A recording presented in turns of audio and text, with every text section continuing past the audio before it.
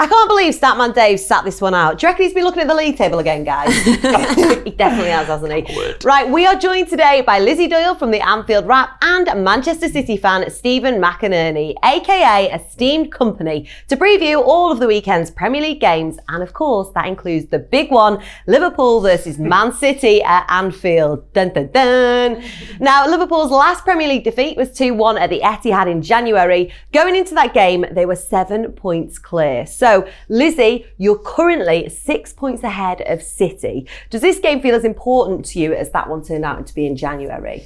Yeah, and I know that sounds mad and people mightn't agree with me. It's got nothing to do with the stage of the season and it's got nothing to do with getting a 9 points gap on City. To me, the league will be won and lost on head-to-heads, and I think that's what done us last year. So Man United can take whatever credit they want, saying that, the point that we got against them made us lose the league. Everton can take it, but it wasn't. It was 11 millimetres. Do you know what I mean? We lost it by a point. Yeah. If we would have got a point, maybe even won that game, we would have won the league. So for me, it's all about the head-to-head. So I think it's extremely, extremely important, even though it's only November. Are you a little bit nervous? I am, but weirdly, I'm quite calm. But I think it's because Liverpool just at the minute just don't seem to want to lose, and they don't look like they're going to lose. And we're unbeaten at Anfield in the league since, I don't even know how many games are. Or something like that. It's like 20, it's about 25, 26 games, something like that. So to me, even a point is a fantastic result at Anfield. But no, I feel all right. I feel well, good. Stephen, over to you then, Man City fan, because you've already lost 2 games so far this season, haven't you? Yes. So sadly. is this so big to you? Because realistically, this is your opportunity to chase down Liverpool, isn't it? We simply can't lose. Even like a draw would feel a bit underwhelming, but this game is absolutely huge because of the potential consequence if Liverpool do what they usually do at Anfield against us. I'm weirdly confident, which makes no sense given that we've not won there since like an Elka scored or something like that, which is such a long time ago. But it's absolutely massive, and I do agree as well, Lizzi. Like last season, the games that mattered most was the Etihad victory for us and holding you to it. Well, I mean, we should have won that game in the end with Mars penalty, but we had the better head-to-head record, which made the difference, and the points even show that. So this game, Liverpool, they'll know if they win it. It's 9 points, and that's like seems almost insurmountable. Surely they won't do the same thing again. Whereas if City win it, well, it's literally on our hands again. You know, all we know is we've got to win at the Etihad, and then we'll be top on goal difference and all that kind of stuff. So it's huge. I'm strangely confident. I mean, it makes no sense because I think why are you confident? There's no logic to it whatsoever because we usually Man do. City. No, but yeah, because I think it's one of those seasons where we've had so many little weird things go wrong that I feel like we're just due and to go against form, if that makes sense. You know, sometimes you get an impression that when you're not playing well, you're going to have a big performance out of nowhere. Mm-hmm. And I've got a feeling like, even with all the injuries, the players will just step it up another level because they know they have to. And we did it at the Etihad last season. And I feel like the past couple of years as well, Guardiola's been slowly trying to work out Klopp's Liverpool. And last season, for example, I feel like we should have won that game at the Anfield. We obviously missed the penalty. I feel like he's getting there, and I feel like at some point we're going to have to beat you. And because we've got such a phenomenal team. And I feel like it could be the season where loads of things go wrong, but we actually tick off a couple of hoodoos, including winning at Anfield. I might be wrong, of course, but I don't know, something in the air. You might be wrong, but we shall see, Stephen A. Now, we're recording this before Man City play Atalanta, so let's take a look at both sides' last Premier League starting 11s and try to judge how they could potentially line up. Now, the latest injury news as we're recording is City look to be missing Rodri and Silva, as well as, of course, longer-term absentees Zinchenko, Laporte and Sane. Now, Liverpool will hope Jordan Henderson has recovered after illness in time, but they are without Joel Matip. So, Lizzi, do you expect Jurgen Klopp to stick to his trusted system, or are we going to see some surprises? Trusted system for me. I mean, you can see the lineup here. He's got Lallana there in the deep line midfield role, but that was because he had an eye on City and he didn't want Fabinho to pick up a yellow card and miss City, because I thought he changed the game when he played for us. So Fabinho is definitely in. That's 100%. Your back four stays the same. Even if Joel Matip was fit, I think there was a shout that Dejan Lovren might have played anyway, because he's played Lovren in the last few games against City. He likes to play him. Trent will stay. Robertson will stay. The only question mark I have is he loves James Milner in the big games. So you think he might start? Well. I feel like he can't drop Henderson. But then to me, a Milner, Fabinho and Henderson midfield might be slightly too defensive. So I don't know. For me, that is the lineup. that's what I think everyone would expect. To me, that's our best 11 as well. That's how it is. And I think no matter if James Milner likes big games or not, and I love James Milner and I trust him wholeheartedly if he did put him in, you play your best 11 against the best teams, and City are the best team we're going to come up against. So for me, I honestly believe that's how we'll line up. Right then, Stephen, in the last 3 Premier League seasons, Pep Guardiola has won 2, drawn 2 and lost 2 of his 6 games against Jurgen Klopp. Now, does Pep have a method for dealing with Liverpool, do we think? Oh, he gets inside his own head and thinks and tries different things constantly. I would not be surprised if we see something absolutely crazy that none of us could possibly think of because we're just mere mortals. And not some weird He done like Laporte left back once, didn't he? We had loads of injuries, to be fair. So we had no Mendy and no Zinchenko, I think, and he played Laporte there, and Danilo were played, and that was it. Anfield, at the Etihad last season. So we could see something crazy, but presuming we go for something more traditional, I think we're kind of injuries have forced our hands a little bit already, because it looks like David Silva's going to be out. If you believe him or not, I think he will be, unfortunately, which pains me to say that because he's usually going to be games. But no Rodri, no Laporte, Sane, which is a massive loss because he's so good against Liverpool. Like he scores. So glad he's not. He's not fit. I'm so glad. He's a roadrunner, isn't he? Yeah, he's brilliant. Given the energy that you'll come at us, there will be space on the counter attack, and it's a shame he's not involved. So no Rodri, Sane, Laporte, Zinchenko. And David Silva, it kind of means the team, I think, picks itself, especially with the defensive problems. I think it's going to be Fernandinho and Stones at centre-back, Ederson, obviously. I think we'll play Kyle Walker because Joao Cancelo's done well, but, this is a bit too much for him. I think Walker's obviously, he had a game at the weekend as well, so he's going to be there. Angelino will drop out, it'll be Mendy, because Mendy's actually played. He played against you in the 5-0 win at the Etihad, which is a long time ago, it's different, but he's obviously our first choice at the moment. I think the midfield is going to be Gundogan at number 6, he's number 6 in general. He'll play the holding role. De Bruyne will obviously start. I think Bernardo Silva in midfield because we've got no choice really given the injuries, and he was fantastic last season at the Etihad when we won 2-1. Just an all-action kind of tenacious spot-top performance. But I said it's just going to have to be him really, which leaves the forwards. Aguero is always going to start a game like this because he's Aguero, and he's just absolutely world class. Likewise, I'm hoping Sterling has finally the big game to get like this kind of Anfield hoodoo off his back, because I think he's a different person now. I think even the last year he's a different person. He's strong. He's got so much more self-belief. So he's obviously going to start, which leaves one slot really on the right, which I think is probably going to be. I actually would want it to be Gabriel Jesus, weirdly, even though he's played there for Brazil on the right, and his energy pressing would be so good. But I think it's going to be Mahrez. I think it will be Mahrez, even though he missed paint last season. I think we'll go for something more traditional, and I think that's how we'll line up. It's not what I would do personally, but I think that's what we will do. You think, looking into the mind of Pep, that's what he's going to be thinking? Mind of Pep is probably going to be like a 2-6 something. Something completely weird. The opposite. What we're looking at right here. Firmino is a false 9 or something like that. Something weird, who knows? But yeah, I think if we're going traditional, I think that's what it'll be, and I think that's a safe bet. I think they both look pretty good. I also think he wants Jesus off the bench.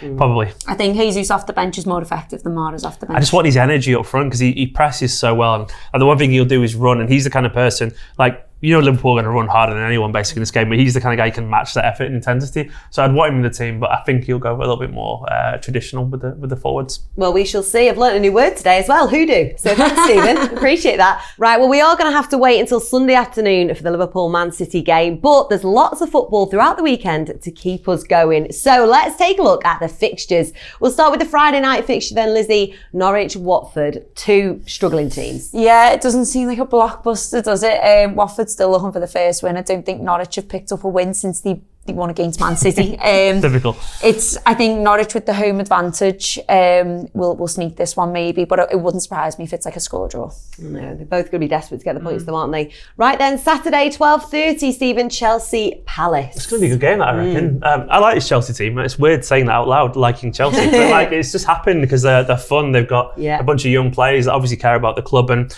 it's like a weird season for them in a good way. And I think they'll carry on their good form in general. I can see them winning relatively comfortably in the end, I think. I think they'll pick a 3-1 or something like that. So nice. I think they'll pick the 3 points there. Well, Lizzie, Burnley, West Ham. Yeah, I feel like this one could go either way. I think West Ham are so unpredictable. They literally could go either way. Burnley, I think, is a tough game to go to if you're the away team. So I think Burnley I think Burnley could sneak that one with like a snide 1-0 or something like that. Okay, thank you, Stephen. Newcastle, Bournemouth. Good victory for them the other day against. I think they only just held on, didn't they, against West Ham? I think it was 3-2. I think, but like they've got. I think that's helped them a lot. They're at home. They got that lad Saint Maxime. Looks really exciting. So I think they'll win that. Bournemouth are like a decent team as well, but I think Newcastle. Got a bit of momentum, so I think they'll take the 3 points. One that you're going to enjoy talking about here, Lizzie. I can't wait. Everton. Can't wait for this game, Southampton, Everton. No. If Everton should win, the key word being should, I just don't know if they will. They're in such poor form. It wouldn't surprise me if this is a draw. I know Southampton are desperate for the points. Yeah. But they'll start off quick and then they tire quite quickly as well, Southampton. So Everton really need to win this game, but I just don't know if they will. I think this could be like a 1-1. Are you going to be watching that one? I would like to watch that one, yeah, and I'll definitely be watching it on Match of the Day. I think it's between those two managers as to who gets sacked first.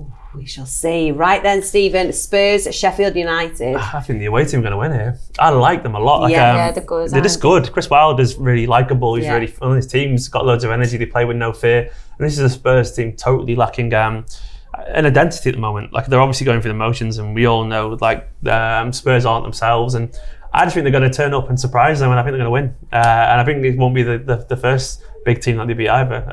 They're a very good team. I'm going to go Sheffield United. They really are, right. This one's going to be a good game as well. The 5:30 kickoff, Lizzie. Leicester, Arsenal. I think Leicester win this. I think Arsenal, I agree. they got a draw against Wolves, wasn't it, last week? All the stuff that's gone on with Granit Xhaka, they just seem in dire straits to me, Arsenal, and I just think this is not the game they want to come into to pick up points. Leicester are performing unbelievably well, and especially with Leicester at home, I think Could it be a 9-0? I mean, it wouldn't. I think Leicester will get a few. Imagine. I think Leicester will win by about 2 goals. I think it'll be like 3-2 or something. I think it'll be quite an entertaining game, yeah. Definitely going to be a good game. Yeah. Right then, Sunday 2 o'clock kickoff. Stephen, Man United, Brighton. Has anything said boring draw more than this game? Like, it's got 0-0 all over it. I can't wait, and I love that they're fading so badly. They're kind of like just a mid-table team playing another mid-table team, really now. And I think that's going to be, I think it'll be a draw, like a 1-1 or something like that. It's pointless, and no one will remember it because there's bigger fish to fry that day. A bit of a derby here as well. Wolves, Aston Villa. Yeah, so obviously by the time everyone's watching this, Wolves will have played in the Europa League. For me, obviously Liverpool played Aston Villa last week, and Aston Villa played really well against us.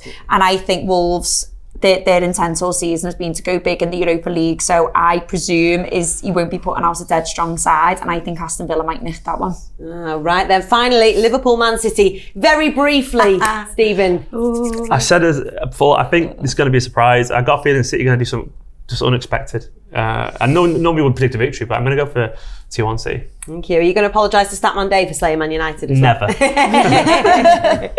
And Lizzie, have you got anything you want to say about the Liverpool-Man City game, just in brief? I'm going to agree with the score, but put it on Liverpool's side. I think it's 2-1. I don't think it's going to be a game with loads of goals, as much as everyone would probably want that. I think it's going to be tough, and I think Liverpool. Do you know what's crazy is I think you could argue from either side any score, and I think it'd be logical. I think you could, because it's going to be such a crazy game that if someone said Stephen, it's going to be 4-0. You've had your say. Stop backpedaling. I just said, I think honestly, it could be any score this game. I think it's going to be chaotic. Right, it's Squawka challenge time. Now, the leaderboard is up on screen. Plenty of talent in there, and we're going to do this one at a time. So I'm going to throw to you guys. Yeah, but 5 at the bottom as well. Rory. Who wants to go first? Do you want to go first? I'll go first. Okay. Ladies first. So Stephen, I'd like to ask you to leave the room now, please. Got to ask you, Lizzie, first off, would you rather Liverpool win this weekend or you win this today? You beat Liverpool Stephen. win this weekend. I'll take a defeat of Chris off then, Pajak all day, any day. Right then, you have got 60 seconds to name as many Brazilian football clubs as possible, starting from now, Lizzie. Flamengo, Corinthians, Grêmio, Ajax, Barcelona, Roma, Milan, Juventus, Arsenal, Santos, Sao Paulo, Red Bull Brazil, Americano, La Coruna, Palmeiras, I can't think. Porto, CEO, I think is like a mad one. Espirito Santo, like the manager. Let me think. You're doing really well. I think there's one called Comercial. Does it say Sao Paulo? Villanova. Trinidad, I think they're called. I'm just trying to think of ones that sound like other teams. You've got 9 seconds. 8. Think. Brasilia. 5 seconds. I said Brasilia, haven't I? Time's up. Right, Stephen, are you ready for the Squawka challenge? No, but go for it. You've got no choice now. You're here. You're in the hot seat. So you've got 60 seconds to name as many Brazilian football clubs as possible, starting from now. Botafogo, Brazil, Cruzeiro, Corinthians, International, Fluminense, Flamengo, Atlético Paranaense, Atlético Mineiro, Sport Recife, Villanova, Vitória. I said Flamengo. Have I said them? I can't remember. So. Botafogo, Chapecoense. Guarani, I can't pronounce it. There's also a team called Bahia. There's Goiás. Once again, these are very hard to pronounce. You're doing well, Stephen. Yes. You're doing well. Gotta be more. I can think.